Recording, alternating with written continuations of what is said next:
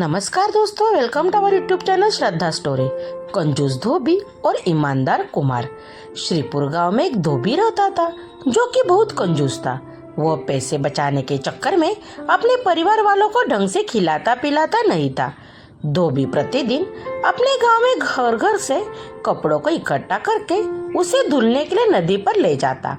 धुलाई से जो भी पैसे मिलते उसे बचाने के लिए धोबी नदी के किनारे एक पोटली में पैसों को डालकर जमीन में छिपा देता था।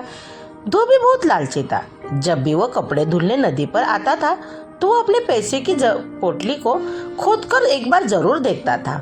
एक दिन एक कुम्हार मिट्टी का बर्तन बनाने के लिए नदी के किनारे मिट्टी खोदने के लिए गया। उसे मिट्टी खोदते समय धोबी के पैसों की पोटली मिल जाती है, जिसे वो अपने साथ घर ले जाता है। वो अपने गांव के मुखिया के पास जाकर पूरी बात बताते हुए पैसे की पोटली उनको सौंप देता है। अगले दिन जब धोबी नदी के किनारे कपड़े धुलने आ जाता है तो वो अपने द्वारा छिपाई पैसे की पोटली को जमीन में ढूंढता है तो उसे पैसे की पोटली नहीं मिलती है। धोबी जोर जोर से चिल्लाने लगता है, मैं लूट गया, मैं बर्बाद हो गया। उसकी आवाज सुनकर एक चरवाहा उसके पास आता है। वो धोबी से पूछता है, क्या हुआ भाई, क्यों चिल्ला रहे हो? धोबी सारी बात उसे चरवाहे को बताता है। चरवाहा धोबी से कहता है, कल जब मैं अपनी भेड़ियों को पानी पिलाने नदी के आया था तो तुम्हारे गांव के कुमार को इसी जगह पर मिट्टी खोदते हुए देखा था। हो सकता है तुम्हारे पैसे की पोटली कुमार को मिली होगी। धोबी कुमार के घर जाता है, उसके ऊपर पैसे चुराने का आरोप लगाता है। कुमार धोबी को लेकर गांव के मुखिया के पास जाता है। मुखिया के पास पहुंचकर धोबी गुस्से से लाल पीला होते हुए कुमार को बारे में भला बुरा कहता है और उसके ऊपर चोरी का इल्जाम लगाता है। मुखिया धोबी की बातों को सुनकर धोबी को कुमार के ऊपर चोरी का इल्जाम लगाने के लिए फटकार लगाता है। उसे कहता है, कुमार ईमानदार है। कल जब मिट्टी की खुदाई करते समय उसे पैसे से भरी पोटली मिली थी तो वह ईमानदारी से मुझे सौंप गया था। ये लो तुम्हारे पैसे की पोटली।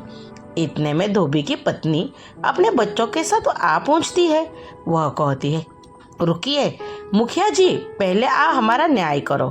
पैसे की कमी के कारण कितने दिन हो गए मैं और मेरे बच्चे भरपेट भोजन नहीं किए। इसके अलावा बच्चों की स्कूल की फीस न भरने की वजह से स्कूल से भी बच्चों को निकाल दिया गया।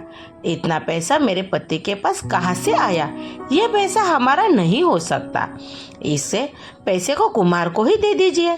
धोबी अपनी पत्नी के ऊपर गुस्सा करते हुए कहता है, नहीं नहीं मुखिया जी, इस पैसे का मालिक मैं ही हूँ। जो भी पैसे कमाता था खर्च के डर से घर पर नहीं रखता था, इसलिए मैं नदी के किनारे जमीन में छिपा देता था।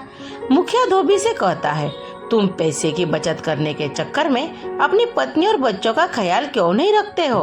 तुम्हारे बच्चों को स्कूल से भी निकाल दिया गया है। ऐसे में तुम इन पैसों को बचाकर क्या करोगे? मुखिया अपना फैसला सुनाते हुए कहता है, आज से तुम्हारे घर को तुम्हारी पत्नी चलाएगी। तुम जो भी पैसा कमा कर लाओगे उससे से तुम्हारी पत्नी घर खर्चा चलाएगी। इस तरह से धोबी की कंजूसी छूट जाती है। उसके बच्चे फिर से स्कूल जाने लगते हैं। अब धोबी के घर में खाने पीने की अच्छी व्यवस्था भी हो जाती है। कहानी से सीख। इस कहानी से हमें ये सीख मिलती है कि जरूरत से ज्यादा कंजूसी अच्छी नहीं होती है।